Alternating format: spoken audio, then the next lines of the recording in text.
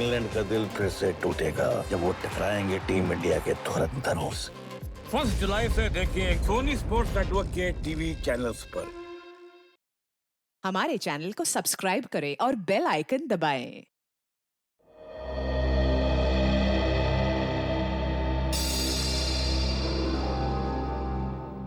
Diwakar, plate कितनी बार साफ करोगे आप?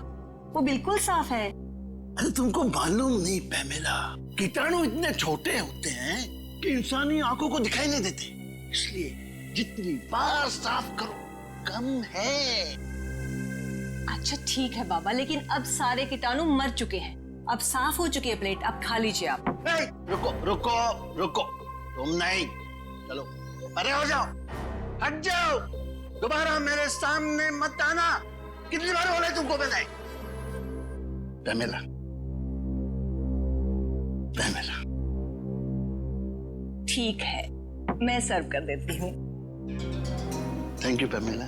खा लीजिए। अच्छा है ना?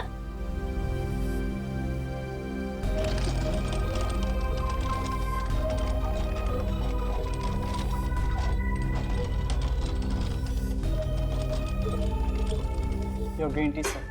रख दिया? अभी हटो हटो हटो, यहाँ से दूर हो जाओ, दोबारा मेरे नजदीक मत आना। बोल बोल के थक गया हो मैं। लाओ मैं सर्व। मैं करता हूँ पैमेला, चाय पीनी भी आती है और बनानी भी।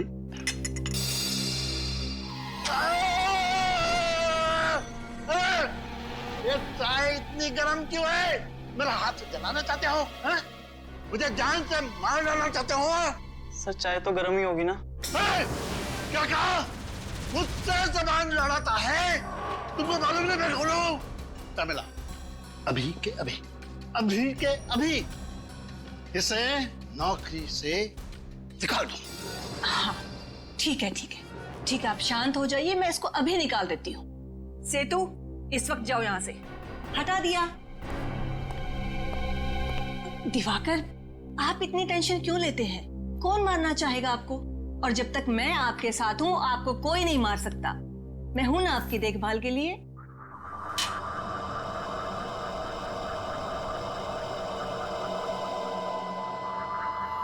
दिवाकर, क्या हो रहा है आपको? आप ठीक तो हैं? दिवाकर, दिवाकर क्या हो रहा है आपको? अरे पानी दो जल्दी से। दिवाकर जल्दी। दिवाकर, ड्राइवर को बोलो जल्दी से गाड़ी निकाले, जल्दी। भरोसा रखिए मैम साहब, सब ठीक हो जाएगा, हमारे साथ को कुछ नहीं होगा। पता नहीं किसकी नजर लग गई हमारे हंसते खेलते परिवार को। डॉक्टर साहब, मेरे पति कैसे हैं? ऑपरेशन ठीक हुआ ना? ठीक है ना वो? माफ कीजिएगा मगर हम आपके पति को बचा नहीं पाए। बचा नहीं पाए? क्या क्या कह रहे हैं आप एक बार फिर से जाकर देखिए ना उनको। देखिए आपके पति की मौत हो चुकी है और उनकी मौत की वजह थी फूड पॉइजनिंग। डॉक्टर साहब, ये कैसे संभव है? वो तो साफ सफाई का इतना ध्यान रखते थे, सब्जियों को कितनी बार धुलवाते थे, 10-10 बार प्लेट को रगड़ रगड़ कर साफ करते थे, बार बार अपने हाथों को धोते थे। डॉक्टर साहब, ये संभव नहीं है, कोई दूसरी बात होगी कुछ। देखिए कोई और बात नहीं है, हमने तो पूरी कोशिश की लेकिन उनकी मौत फूड पॉइजनिंग की वजह से ही हुई। डॉक्टर साहब, कहीं ऐसा तो नहीं कि आपने मेरे पति के साथ कुछ? कैसी बातें कर रही हैं मैडम? देखिए मैं एक डॉक्टर हूँ, मेरा पेशा है लोगों की जानें बचाना, जाने लेना नहीं। देखो डॉक्टर साहब, मैं इस बात की तह तक जरूर जाऊंगी, सीआईडी को बुलाऊंगी मैं यहाँ पर। 27 अक्टूबर संडे हॉलीडे। क्या हो रहा है फ्रेडी? सर आप कब आए? बस अभी आए। वैसे ये 27 अक्टूबर संडे हॉलीडे क्या हो रहा है? कुछ नहीं। कोई बात तो जरूर है, 27 अक्टूबर को कुछ तो है। कुछ नहीं सर। कहीं 27 अक्टूबर को भाभी जी का जन्मदिन तो नहीं है? उसका बर्थडे तो 11 अगस्त को आता है। भाभी जी का जन्मदिन 11 अगस्त को आता है? तो फिर किसी खास दोस्त के साथ लोनावाला खंडाला जाने का प्लान तो नहीं है भाभी जी को बिना बताए? वाइफ को बिना बताए मैं सब्जी खरीदने नहीं जाता, लोनावला खंडालो तो बहुत दूर की बात है। क्या सुन रहा हूं मैं? सर वो फ्रेडी 27 अक्टूबर को लोनावला जा रहा है। किसकी परमिशन से? नहीं सर, मैं कहीं नहीं जा रहा हूँ। तो फिर? सर 27 अक्टूबर को संडे है, छुट्टी का दिन है, तो सोनी पिक्स पे स्काई फॉल नाम की फिल्म का प्रीमियर है सर। Sky fall? वो जेम्स बॉन्ड वाली फिल्म? हाँ सर, जेम्स बॉन्ड की सबसे बड़ी फिल्म स्काई फॉल। भूल ना जाऊं इसीलिए मोबाइल में रिमाइंडर डाल रहा था। आप लोग भी जरूर देखना स्काई फॉल। जरूर देखेंगे sky fall. Hello ACP Pradyuman है। क्या? कहां पर?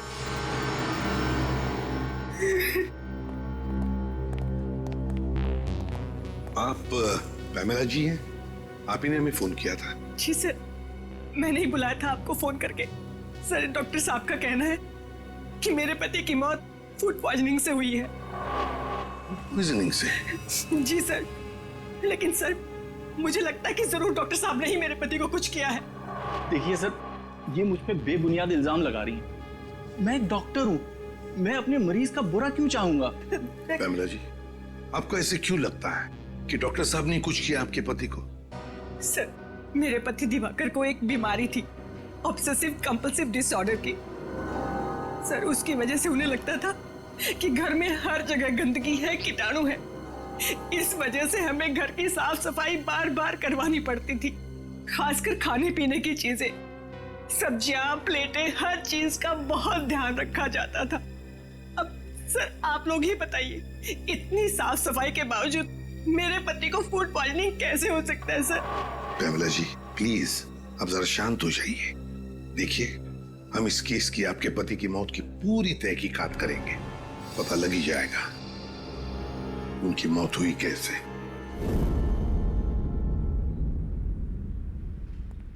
आप खुद ही देख लीजिए सर, किचन कितना साफ है।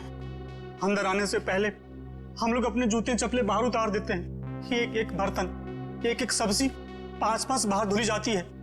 और जिस पानी में खाना बनता है और जो पानी पीने के लिए इस्तेमाल करते हैं, उसे फिल्टर से निकालकर पहले उबाला जाता है, उसके बाद इस्तेमाल किया जाता है। हाँ साहब, दिवाकर जी के लिए जो खाना बनता था, पहले हम चारों ओर से चख कर देखते थे कि ये खाना सुरक्षित है या नहीं, फिर उनके लिए परोसा जाता था साहब। हाँ सर। उनकी मौत में हमारा कोई हाथ नहीं है साहब, कोई हाथ नहीं। इतना सब करने के बावजूद भी दिवाकर जी की मौत किसी साधारण तरीके से नहीं हुई है, समझे? किसी ना किसी का तो हाथ जरूर है उनकी मौत में। सर, किसका हाथ हो सकता है? उनका तो कोई दुश्मन भी नहीं था। कोई तो था पैमेला जी, वरना एक अच्छे भले आदमी का ऐसे अचानक दम तोड़ देना, ये बात विश्वास करने लायक लगती नहीं है, वो भी इतना परहेज और सावधानी रखने के बाद। आप लोगों को किसी पे शक है? नहीं साहब, हमें किसी पे कोई शक नहीं। तुम्हारी जुबान क्यों लड़खड़ा रही है? कुछ छुपा रहे हो तुम? कुछ नहीं साहब। आप लगता है आपको कुछ मालूम है? किसी पे शक है आपको? नहीं सर। देखिए, छुपाने से कोई फायदा नहीं है, मालूम है तो बता दीजिए। नहीं साहब, मैं कुछ भी नहीं छुपा रहा। सर, ये रामू काका है, बहुत सालों से हमारे घर पर काम करते हैं। आप सबको देखकर थोड़ा सा घबरा गए हैं बस। अच्छा, हमें देखकर रामू काका घबरा गए? कोई बात नहीं, जल्दी पता चल जाएगा दिवाकर जी की मौत कैसे हुई और किसने की।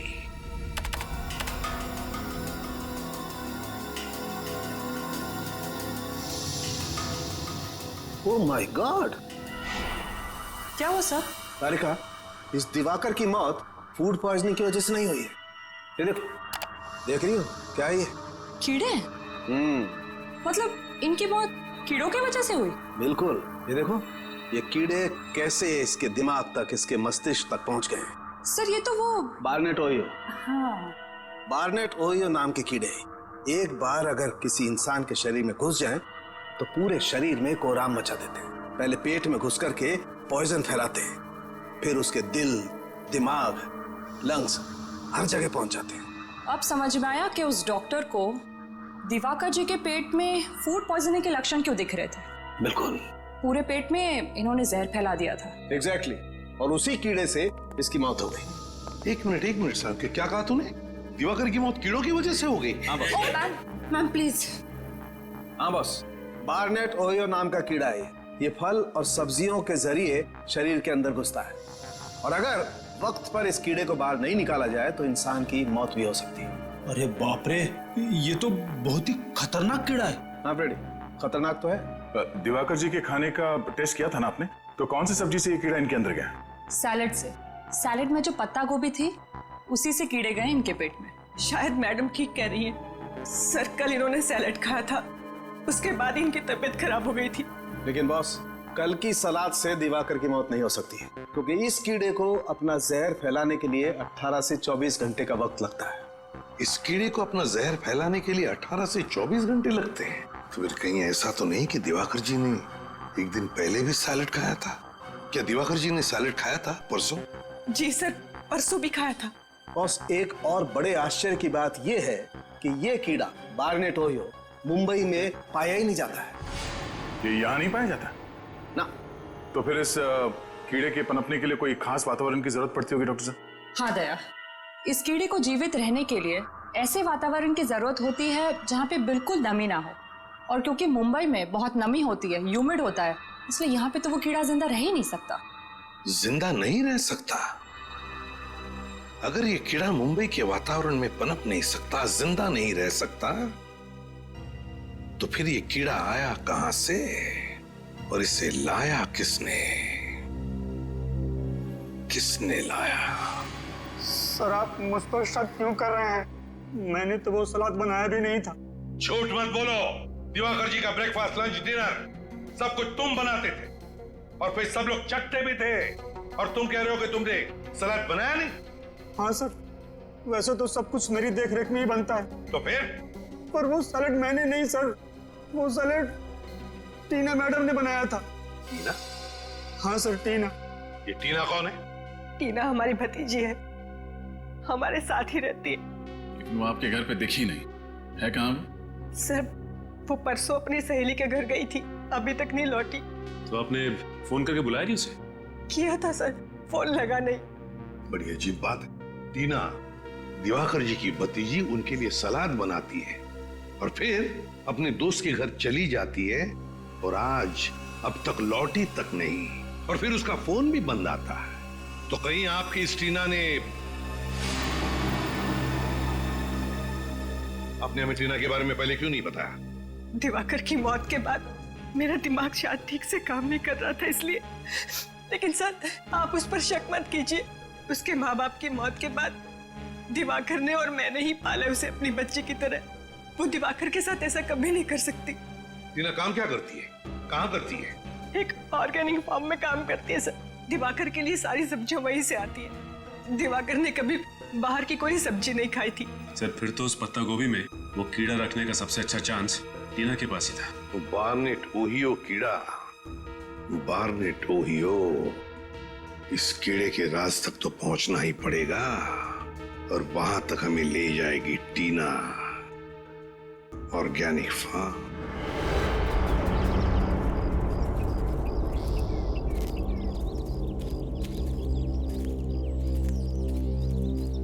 जी साहब, कहिए, किससे मिलना है आपको? देखिए, हम लोग सीआईडी से हैं। हम इस फार्म के इंचार्ज से मिलना चाहते हैं। कौन है इंचार्ज? यहाँ के इंचार्ज तो सुशील जी है। जरा बुलाइए। ठीक है, मैं अभी बुलाता हूँ। सर, यहाँ पे कितनी खुली अच्छी हवा है ना। शहर की प्रदूषित हवा में रह के दम घुटता है। यहाँ बहुत अच्छा लग रहा है। काम धंधा छोड़ के यहीं पे तंबू गाड़ दो। सर, मैं ही हूँ सुशील, इस ऑर्गेनिक फार्म का इंचार्ज हूँ सर। सुशील जी, मैं एसीपी प्रद्युमन सीआईडी से। देखिए, हम टीना को ढूंढते ढूंढते यहाँ आए हैं। टीना को ढूंढने आए आप? जी हाँ। ये टीना का नाम सुन के आप इतने हड़बड़ा क्यों गए? क्योंकि वो 13 तारीख से गायब है। न ही वो काम पे आई, न ही उसका फोन आया, और न ही वो अपने घर पे मिली। ऐसा उसने पहले कभी नहीं किया था सर।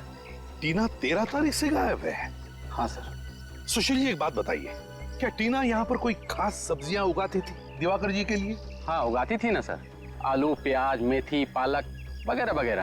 और पत्ता गोभी? हाँ, इस बार उसने पत्ता गोभी भी उगाई थी। पत्ता गोभी भी? हाँ सर, उन्हें अपनी सब्जियों से बहुत लगाव था। वो किसी को भी हाथ लगाने नहीं देती थी। पानी हो या खाद, वो सब काम खुद ही करती थी। मतलब उनकी उगाई हुई सब्जी को कोई हाथ ही नहीं लगा सकता था? हाँ सर।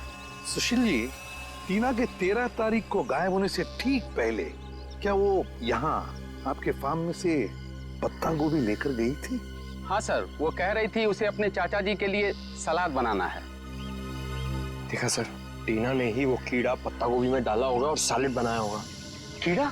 हाँ, कीड़ा। कौन सा कीड़ा sir? Barnett Ohio. Barnett Ohio, आप तो जानते होंगे इस कीड़े के बारे में। हाँ सर, वो तो काफी खतरनाक किस्म का कीड़ा है। उसे तो हम कभी कभी लाते हैं सब्जी पर टेस्ट कराने के लिए सर। सुशील जी, इसी बार्नेट ओहियो कीड़े की वजह से दिवाकर की मौत हुई है। टीना के चाचा दिवाकर जी की मौत।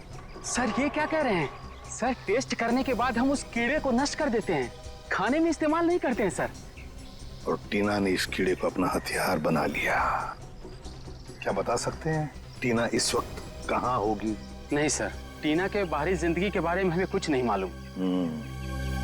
अच्छा सुशील जी, आपके यहाँ इतना सारा स्टाफ है, तो क्या इनमें से कोई गायब है 13 तारीख से, जिस दिन टीना गायब हुई उस दिन से?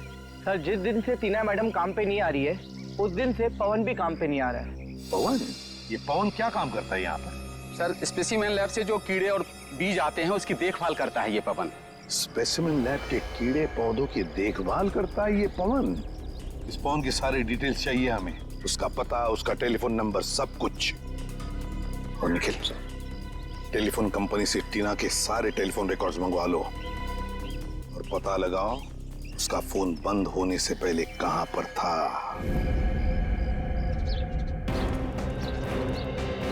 मुझे तो लगता है कि टीना ने पवन को पैसे का लालच देकर खरीद लिया है और अपने इस जुर्म में अपना भागीदार बना लिया। पता नहीं कुछ लोग पैसों की चकाचौंध के आगे इतने अंधे कैसे हो जाते हैं कि सही गलत की समझ ही खो बैठते हैं। यही है ना पवन का घर? हाँ यही है। ये देखिए, टीना की तरह ये भी घर से भाग गया अपना बोरिया बिस्तर लेके। भाग तो गया है, लेकिन कहां भागा है इसका सबूत जरूर अंदर छोड़ के गया।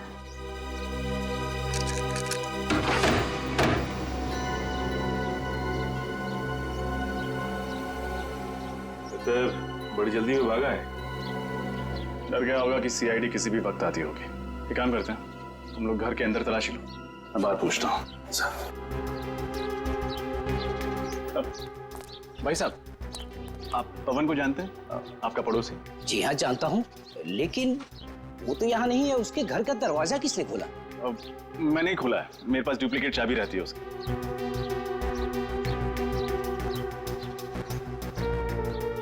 आप कौन? मैं बंटी, उसका दोस्त। लेकिन कमाल है, वो अपने घर पर है नहीं, कुछ बताया भी नहीं कि कहाँ जा रहा है। अच्छा अच्छा, आप उसके दोस्त हैं? अच्छा हुआ आप आ गए। आज दोपहर को सामान बांधकर कहीं जा रहा था कि अचानक उसे चक्कर आ गया और वो चक्कर खाकर सड़क पे गिर पड़ा। क्या? सड़क पर गिर गया? हाँ, उसका पूरा शरीर कांप रहा था। ऐसा लग रहा था कि जैसे उसे मिर्गी का दौड़ा पड़ा हो। वो तो भगवान का लाख लाख शुक्र है कि मैं सही वक्त पर वहां आ गया और मैंने उसे देख लिया। फिर मैंने उसे हॉस्पिटल में भर्ती करा दिया। जी, आपका बहुत बहुत शुक्रिया। अब कौन से हॉस्पिटल में भर्ती करवाया आपने? सेवम हॉस्पिटल।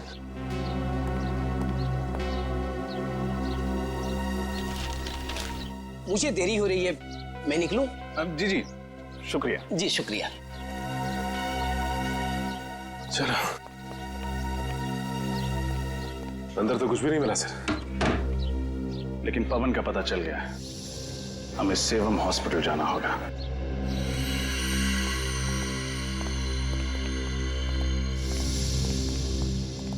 क्या बात है, ऐसे आप लोग कैसे अंदर आ सकते हैं? हम लोग सीआईडी से। सीआईडी? आपको दवाई दे दी है ना, आप जा सकते हैं। क्या बात है ऑफिसर? ये पवन नाम का मरीज कल आपके हॉस्पिटल में भर्ती हुआ था। जी हाँ, ये हमारे हॉस्पिटल में एडमिट तो था, मगर क्या? मगर वो किसी को बिना बताए ही कहीं चला गया। किसी को बताए बिना चला गया? आप लोग ऐसे लापरवाह कैसे हो सकते? सॉरी सर, गलती हो गई। मगर आपको एक बात बताना चाहता हूँ, उसके शरीर में एक जीता जागता कीड़ा था। कमाल है, इसके भी शरीर में कीड़ा? जी हाँ सर, जिसकी वजह से उसकी मानसिक हालत बिगड़ती जा रही थी। इतनी बड़ी बीमारी का इलाज हमारे हॉस्पिटल में नहीं होता, इसलिए हम उसे बड़े हॉस्पिटल में शिफ्ट ही करने वाले थे। इससे पहले हम कुछ करते हैं। ऐसी नाजुक हालत में ये आदमी जा कहाँ सकता है? शायद वो स्पेसिमेन लैब गया, जहां से वो ऑर्गेनिक फार्म वाले कीड़े मंगवाते हैं।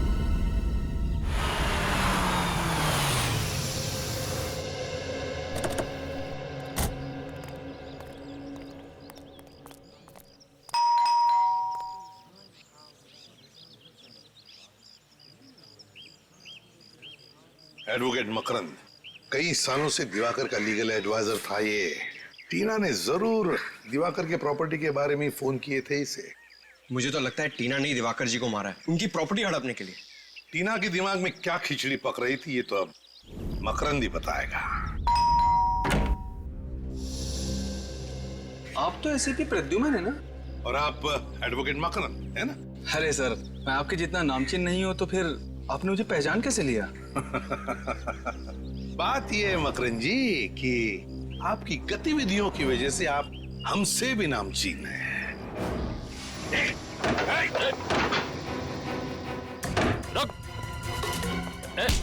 बस बस बस बस, ज्यादा भागोगे तो कमर में दर्द हो जाएगा वकील साहब। एडवोकेट मकरंद एक नामचीन वकील चूहे की तरह भाग रहा है, शोभा नहीं देता। अब इत्मीनान से हमारे सवालों का जवाब दो। देखिए सर, मैंने कुछ भी नहीं किया सर। कुछ नहीं किया तो भाग क्यों रहे हो? सर, आप लोगों को मतीश ने भेजा है ना? मतीश? ये मतीश कौन है? मतीश मेरा क्लाइंट। दरअसल मैंने सामने वाली पार्टी से पैसा ले लिया था और उसका केस हार गया था मैं, तो उसने मुझे धमकी दी थी कि वो मुझे इसके लिए जेल भिजवाएगा। वाह, लोगों को इंसाफ दिलाने के बजाय कानून का सौदा करते हो। शर्म आनी चाहिए तुम्हें। माफ कर दीजिए मुझे, उससे बहुत बड़ी गलती हो गई। चुप! गलती हो गई। टीना क्यों आई थी तुम्हारे पास? टीना?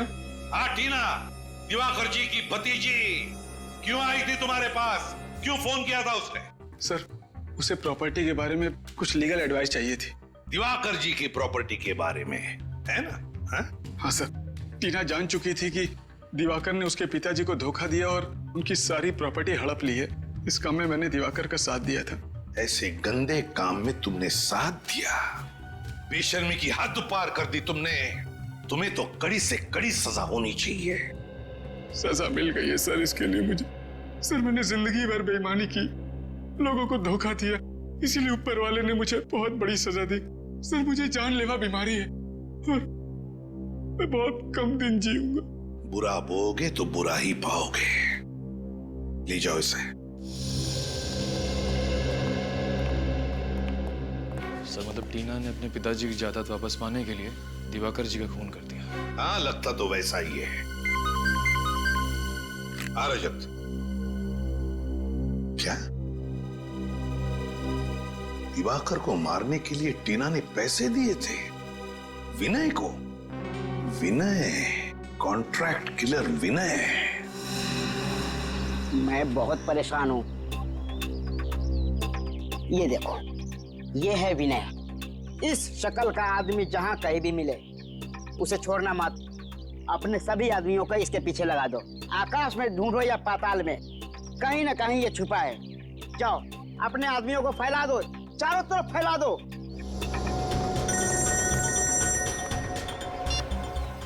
बोलो, क्या विनय की कोई खबर नहीं मिली?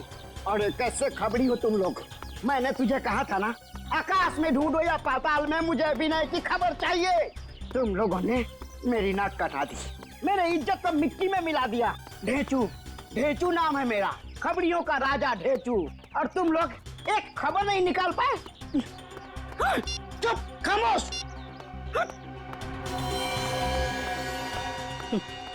काम की तो किसी को पड़ी ही नहीं है। सब पेट भर के खाते हैं, सो जाते हैं। अरे की बोलो, क्या चूना भट्टी? Very good. हम अपने सीआईडी टीम के साथ अभी आते हैं।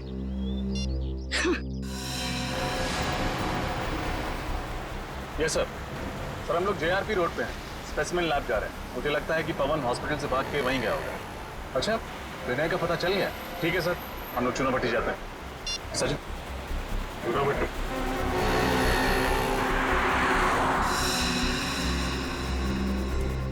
आइए सर, आइए। बोल बोल, कुछ खबर मिली बीना की? नहीं भाई, बीने की तो कोई भी खबर नहीं मिली। हाँ, उसका खास आदमी जग्गू मिला है, उस घर में रहता है। खबर पक्की है ना? फ्रेडी सर, आपकी खबर गलत हो सकती है, पर मेरे आदमियों के खबर पे आप एक उंगली भी नहीं उठा सकते। भाई, मैं अब चलूं? ठीक है ठीक है। सुनो फ्रेडी सर, दिवाली का शगुन तो दे दो। हमेशा मैं ही मिलता हूँ। कुछ कहा आपने? कुछ नहीं। शुक्रिया साहब, चलता हूँ भाई।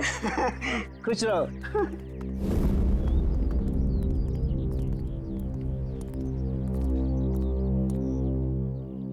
जग्गू, कौन है यार?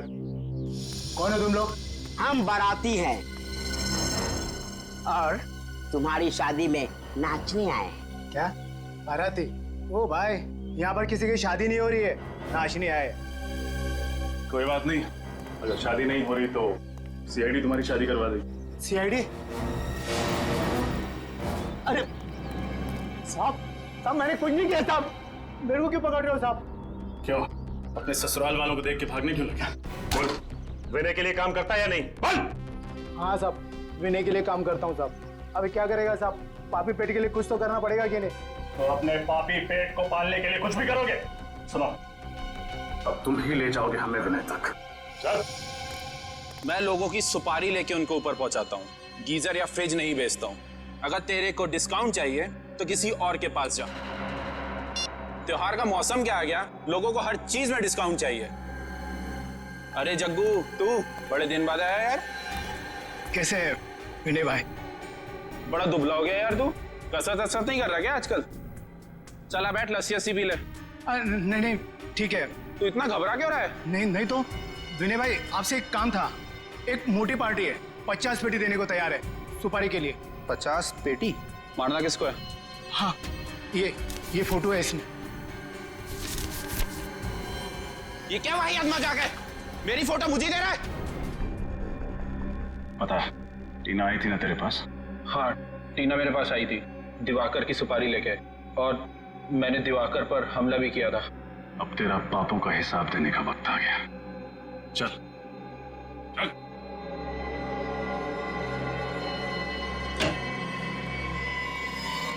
जी कहिए।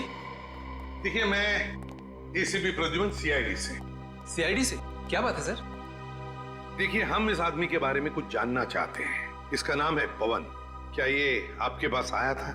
जी सर, ये आया था यहाँ। इसकी हालत बहुत खराब थी सर। ये लैब में आते ही बेहोश होकर गिर पड़ा। फिर उसके बाद हम लोग इसको किसी तरह होश में ले आए, और फिर ये अजीब अजीब सी हरकतें करने लगा। अजीब हरकतें मतलब? ये कहने लगा कि मेरी मदद कीजिए, देखिए ना मेरे शरीर में ये खतरनाक कीड़ा है। मगर मैं तुम्हारी कोई मदद नहीं कर सकता, तुम किसी डॉक्टर के पास जाओ। नहीं, आप ही हो जो मुझे बचा सकते हो। प्लीज बचा लीजिए मुझे। अरे भाई, तुम समझने की कोशिश करो। मैं सिर्फ छोटे छोटे जीव जीवाणु और पौधों पर रिसर्च करता हूँ। मैं लोगों का इलाज नहीं करता। देखिए, आप मुझे बचाएंगे तो मैं जिंदगी भर आपका आभारी रहूंगा। अरे मैं तुम्हारी मदद कैसे कर सकता हूँ?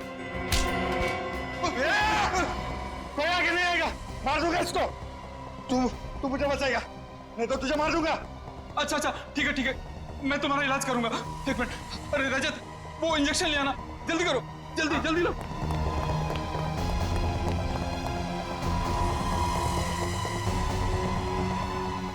भाई एक मिनट।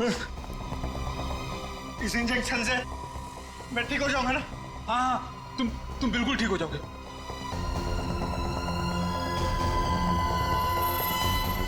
क्या हो रहा है? तो आपने डॉक्टर को नहीं बुलाया? हमने खबर कर दी है, एम्बुलेंस बस आती ही होगी। इस वक्त कौन कहाँ है? इसको हमने एक कमरे में रखा है। चलिए जरा दिखाइए प्लीज। आइए मेरे साथ।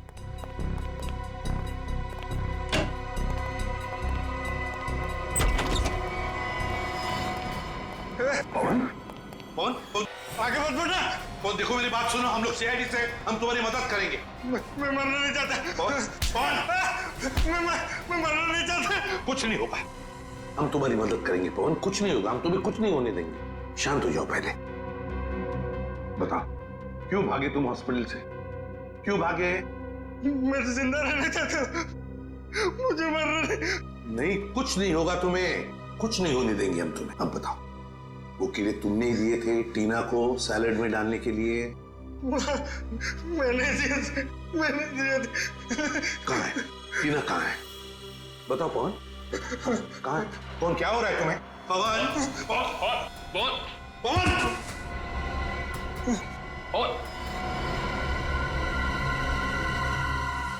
सर ये तो अपनी जेब की तरफ इशारा कर रहा है। देखो सर। सर, हाँ। टॉप कैब कंपनी, टैक्सी की रिसीट। पवन, क्या ये? माय गॉड, ये क्या?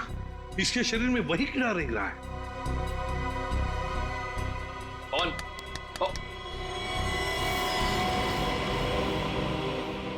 सली तो मर गया। माय गॉड, क्या कहना चाहता था ये इस रिसीट के बारे में? टॉप कैब कंपनी, इस केस का अगला सुराग अब इसी टैक्सी कंपनी के रिसीट से मिलेगा। चलो, हम लोग सीआईडी से। सीआईडी से? सर आप लोगों को टैक्सी चाहिए थी तो फोन कर देते, यहाँ आने की तकलीफ क्यों की? अरे नहीं, हमें टैक्सी की जरूरत नहीं है, बस कुछ पूछना है आपसे। ये आपकी कंपनी की स्लिप है। पवन नाम के एक आदमी ने एक टैक्सी बुक कराई थी, हमें उसके ड्राइवर का पता चाहिए। 1 मिनट सर, मैं भी चेक करता हूँ। हाँ सर, मोहन ले गया था इन्हें। मोहन? अभी कहाँ है मोहन? यही है सर, बस अभी 10 मिनट पहले लौटा है। जरा बुलाओ उसे। हेलो, जरा मोहन को अंदर भेजना। सर जी आधा घंटा आराम तो कर लेने देते, अब कहाँ भेज रहे हैं मुझे? जाना कहीं नहीं है, हमें आपसे कुछ जरूरी बात करनी है। तुम लोग क्या मेरे सगे संबंधी हो जो मैं तुम लोगों से बात करूंगा? तमीज से बात करो, हम लोग सीआईडी से कुछ सवाल पूछने हैं तुमसे। सीआईडी? साहब मुझसे कोई गलती हो गई क्या, या किसी पैसेंजर ने मेरी टैक्सी तेज चलाने की शिकायत की है? ऐसी कोई बात नहीं है। इस आदमी को देखो और बताओ, क्या ये आदमी 14 तारीख को तुम्हारे टैक्सी में बैठा था? नहीं बैठा था साहब, लेकिन बहुत अजीब सा आदमी था साहब। उसने टैक्सी मंगाई तो सही, लेकिन टैक्सी में बैठा नहीं। इसकी जगह तो मेम साहब हमारी टैक्सी में बैठी थी। सर हो सकता है पवन ने वो टैक्सी उन दोनों औरतों के लिए मंगाई हो। तो फिर तुमने उन 2 औरतों को अच्छी तरह से देखा होगा, कैसे दिखती थी वो? नहीं साहब, दोनों ने अपना मुंह दुपट्टे से ढक के रखा था, मैं उनका चेहरा नहीं देख पाया। मगर उनकी बातें तो सुनी होंगी। वो 2 औरतें टैक्सी में बैठकर कुछ बातें तो जरूर करती होंगी, है ना? नहीं साहब, दोनों बड़ी अजीब औरतें थी। पूरे रास्ते के दौरान दोनों ने एक लफ्ज भी अपने मुंह से नहीं निकाला। अच्छा, उतारा कहाँ उन्हें तुमने? सर, भृगु मार्ग। भृगु मार्ग?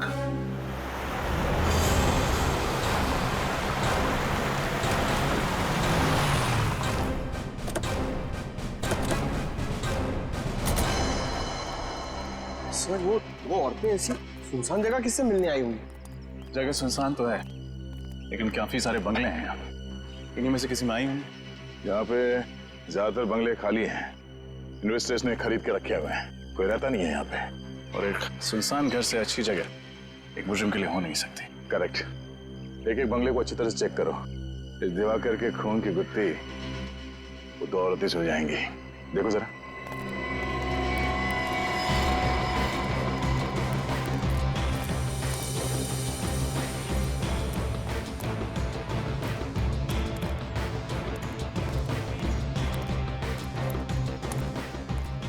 सर अभी आखिरी बंगला बचा है, अगर यहाँ भी वो 2 औरतें नहीं हुई तो हमारे अरमानों पर पानी फिर जाएगा।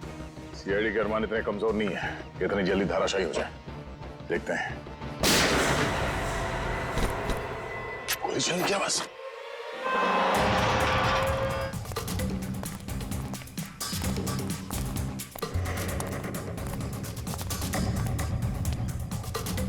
दरवाजा अंदर से बंद है।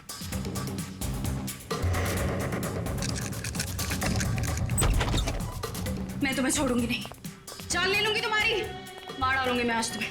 अपने भगवान को याद कर ले। सर देखिए, ये टीना पागल हो गई, दिमाग खराब हो गया सर, मुझे मार देना चाहते हैं, प्लीज मुझे बचाइए सर। बाहर आ लोगे आज से दुनिया की आज कोई ताकत नहीं बचा सकती, तुम सीआईडी वाले भी नहीं। तुम मेरे मामले से दूर रहो, तुम अगर बीच में आए चलाओ गोली, हम गोलियों से नहीं डरते। लेकिन ये डरती है, मेरे साथ नहीं आना, पीछे बिल्कुल पीछे। अगर इसने गोली खाई इसके जिम्मेदार सिर्फ तुम होंगे। सर प्लीज चल जल्दी, मार दूंगी मैं इसको। टीना नहीं, टीना टीना नहीं प्लीज कुछ नहीं, जल्दी चला। हमें जल्दी से गाड़ी निकालनी होगी।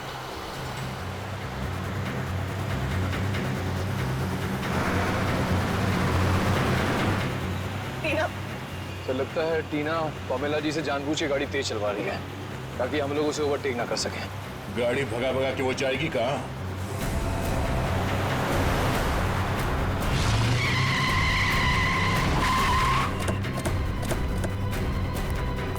सर प्लीज मुझे बचा लीजिए सर, मैं मरना नहीं चाहती सर, प्लीज। बहुत हुआ पकड़म पकड़ाई का खेल, जेल चले? प्लीज इसे जेल में डाल दीजिए।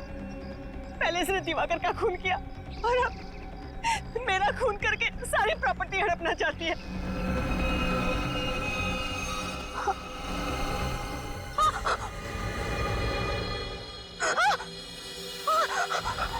सर ये क्या हो रहा है मुझे? टीना सर प्लीज मुझे मत, सर निकल, पानी लियो जल्दी। टीना क्या हो क्या रहा है तुम्हें? सर टीना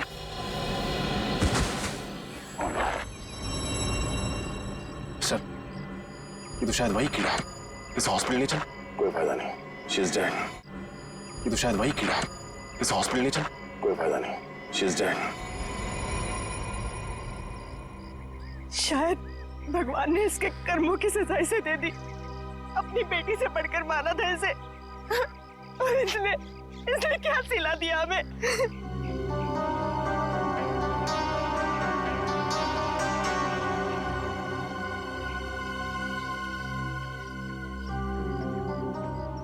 सर आप इतने गुस्से में क्यों देख रहे हैं मुझे? शुक्र मानो कि सिर्फ देख रहा हूँ। अगर तुम्हारी जगह कोई आदमी होता ना तो उसके चेहरे का नक्शा बदल दिया होता अब तक। सर ये किस तरीके से बात कर रहे हैं आप मुझसे? उसी तरीके से जैसे एक मुजरिम के साथ करनी चाहिए। टीना के शरीर पर लगे चोट के निशान, रस्सियों के निशान, इस बात का सबूत है कि असली मुजरिम वो नहीं, आप हैं। सर ये आप कैसे कह सकते हैं?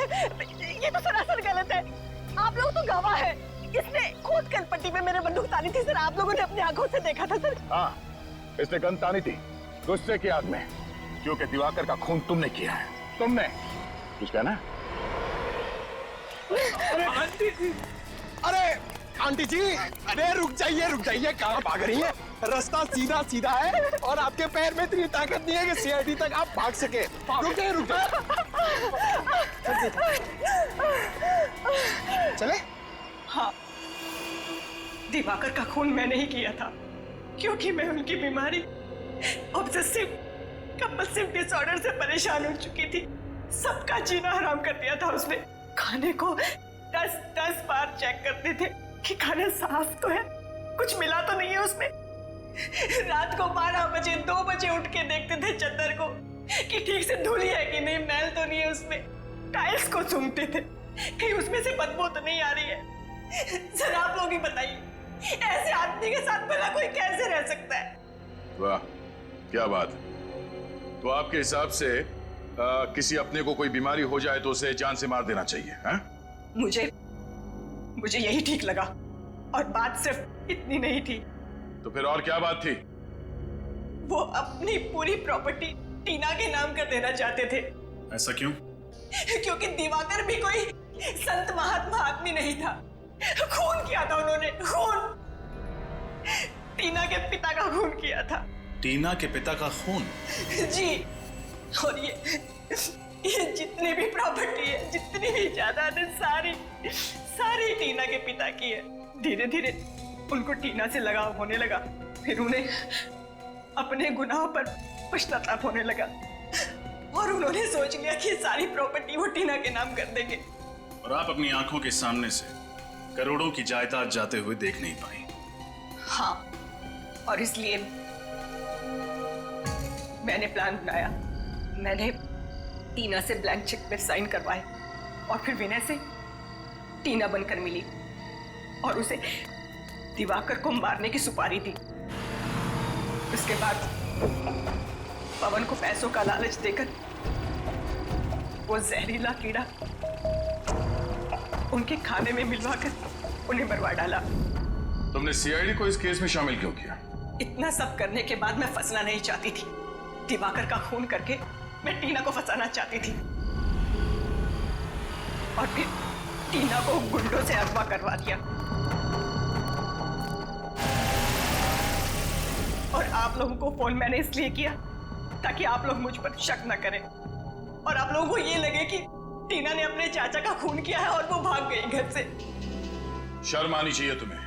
अपने ऐशो आराम के लिए तुमने अपने ही पति, अपनी भतीजी का खून किया। तुमने उस पवन का भी खून किया जिसने तुम्हारे इस गंदे प्लान में तुम्हारा साथ दिया। फांसी, फांसी होगी तुम्हें।